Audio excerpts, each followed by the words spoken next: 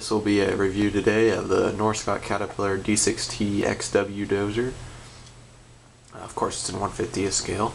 This number was started into production in about early 2007 by Norscot. And we'll go ahead and show you some of what the model looks like in detail first here.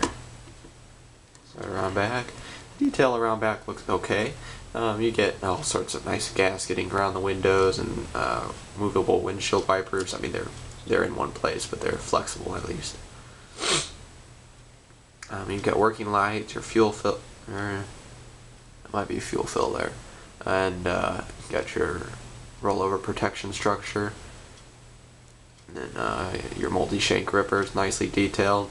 One note about the ripper though is that that's as high as it's going to go, and that's right there is about as low as it's going to go. So there's pretty much no function in the ripper whatsoever.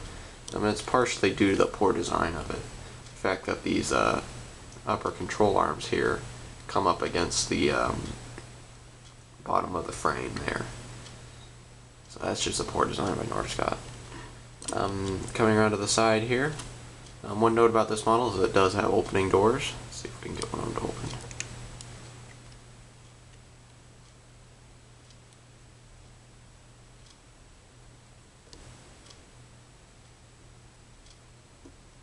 Like so. And inside there's a somewhat detailed cabin.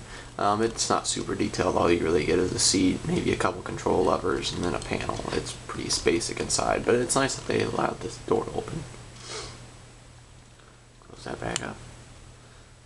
You've got a little grab access rail here, and you've got your assert decal right there for your engine.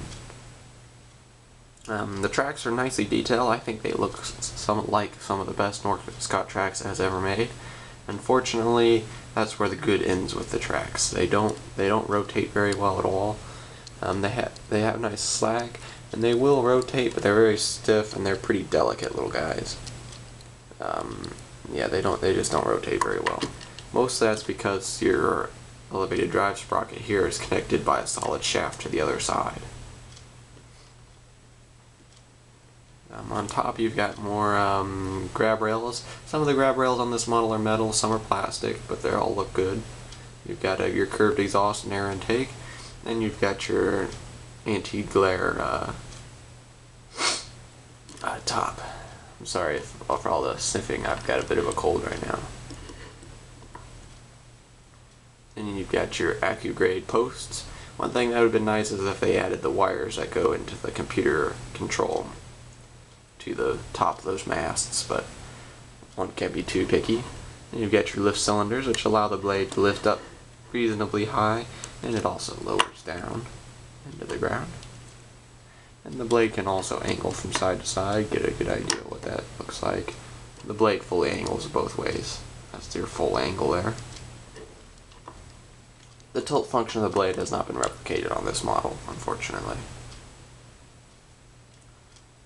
This model is a decent model. One note about my model is that right here you can see there's a little bit of a paint defect on this decal, and that's one frustrating part of many Norscot models, is that they might be able to produce a good model, but then there's the quality control that hasn't always been one of their best noted features. Yeah, that's the D6T. Just a little side shot next to the smaller D5 and the much larger D8. Anyway, that's all for today, guys. Thanks for watching, and stay tuned for more reviews.